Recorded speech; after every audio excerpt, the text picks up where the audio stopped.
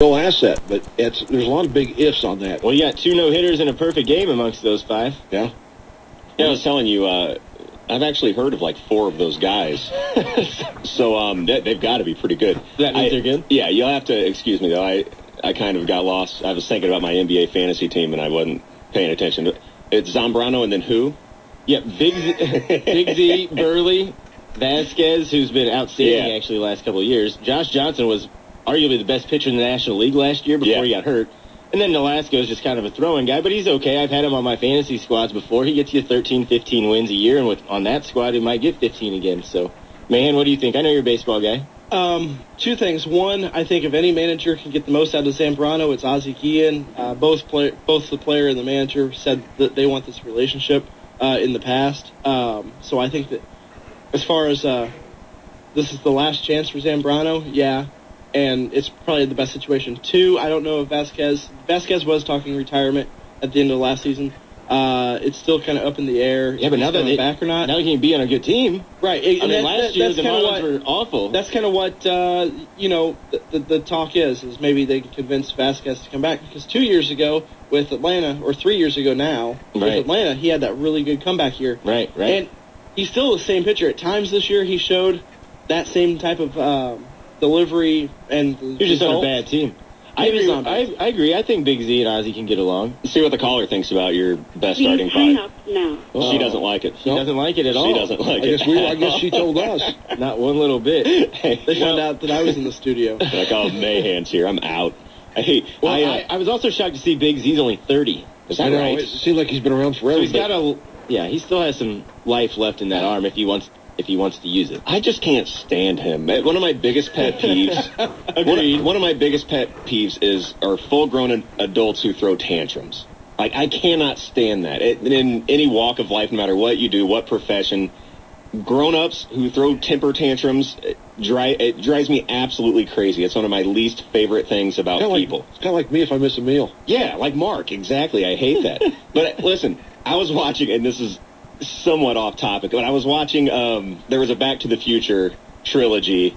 They were showing all of them the other day on one of the HBO channels. Really? I saw the inventor of the DeLorean. That's pretty sweet. Passed away. Oh, well, that's sad. I didn't let you finish. That's sad, actually. Right. But Back to the Future 2, when they go to the future, 2015 is what they go to. Everybody's flying around in their cars. Yeah, that was my least favorite of the 3, but yeah. Do you remember the teams that played in the World Series that year when Marty McFly decided he was going to go back and start gambling? The Cubs won the World Series over Miami.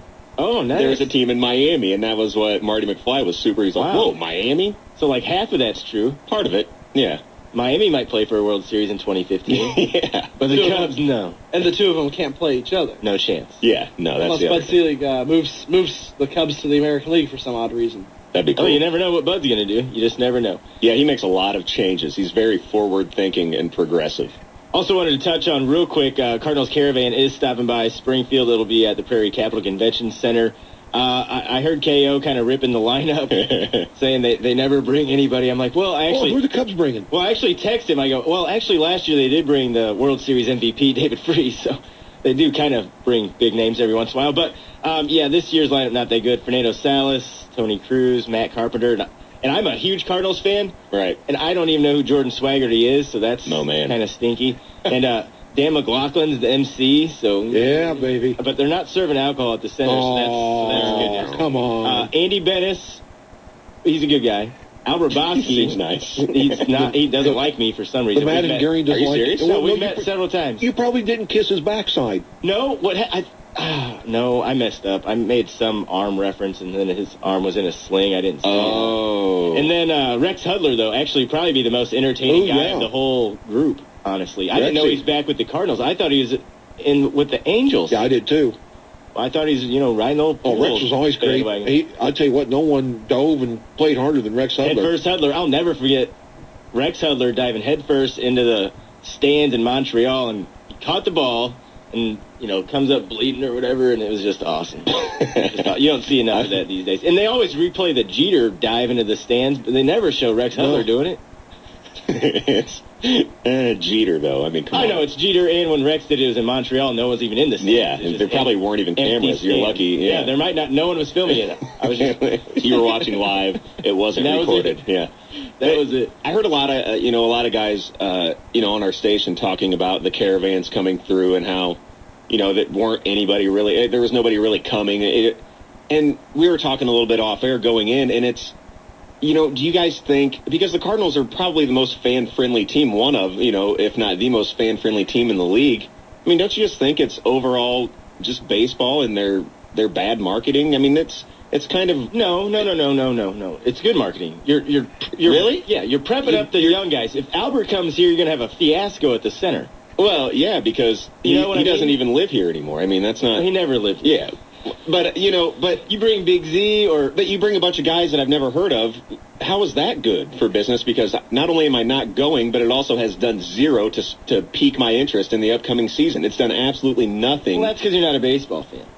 Isn't that the idea? To try to get people interested? Well, aside from just the diehards? Because, I mean, let's face it, guys like you aren't going anywhere. Guys like me, I'd go in and out. You know what I mean? And there's a lot more guys like me who go in and out. If there's something interesting, I'll pay attention.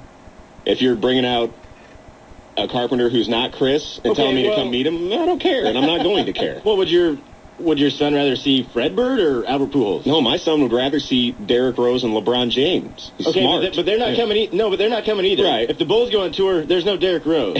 You're getting John Lucas III.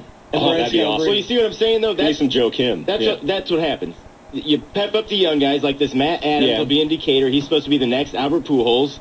The Brandon Dixon kid, he was up last year. He had a cup of coffee. John Jay's on the tour. Dana Descalzo's on the tour. You're going to see some guys that you know, and there's former Cardinals, like I already said, about Al Rabosky and, Shane Robinson, Mike Matheny, Kerry Robinson, Shelby Miller. Shelby Miller's on the I'd like to meet Mike Matheny. I mean, there's a few maybe, sure, but it just kind of seems like... I also would like to know if other teams do caravans. Well, and the Cardinals at least make the effort. Where Chicago, they won't go south of I-80, and I think the real reason why no one's really gutsy enough to say it is they don't want to come to the third most dangerous city in America. Ooh, heads up.